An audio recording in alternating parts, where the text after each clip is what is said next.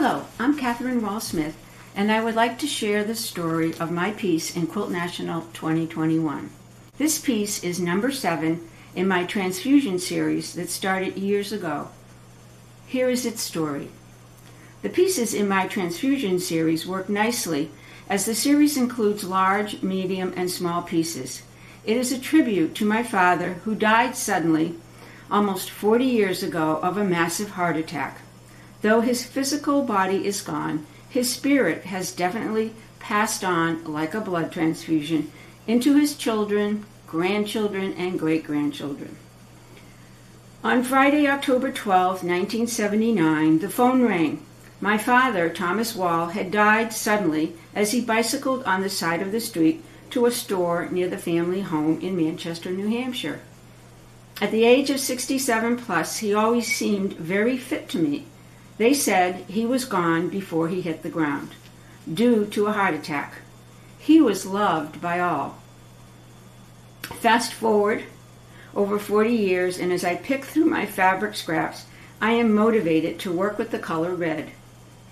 A real change in focus from my present Tying Up the Hazed series, which has a very controlled palette of beige and gray. Using my signature line, I started the process of drawing and cutting stacks of wavy pieces of red printed fabrics. Lining them up on my design wall, I came up with a simple 21 by 22 inch piece. It was a very simple statement of movement across the surface of the quilt.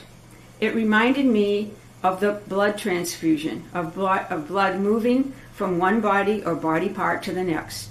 Thus its name, Transfusion.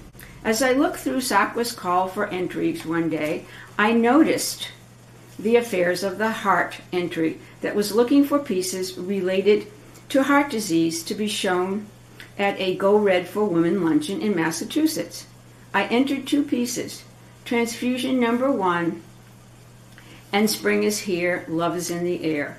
Both pieces were accepted and hung at that fundraising event. Then the red fabrics were put away, more beige, yellow, and gray fabrics came out, and I continued working on my Tying Up the Hay series. Number 5, number 6, number 8, number 9, number 10, number 12, which had the first touch of that red color. A clue to me that it was coming back, and so it did. I pulled out more and more red fabric, bought more and more red fabric, and cut out lines from more and more red fabric. Throwing it on my design wall, I could see was Transfusion number 2 being formed. Yes, it was about moving from one body to another, like a blood transfusion. My next challenge was to get larger, to show more of that movement from one body to another.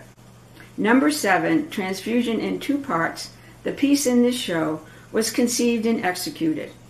Black and red lines were added to connect the bodies. Hours and hours, days and days turned into months of hand quilting.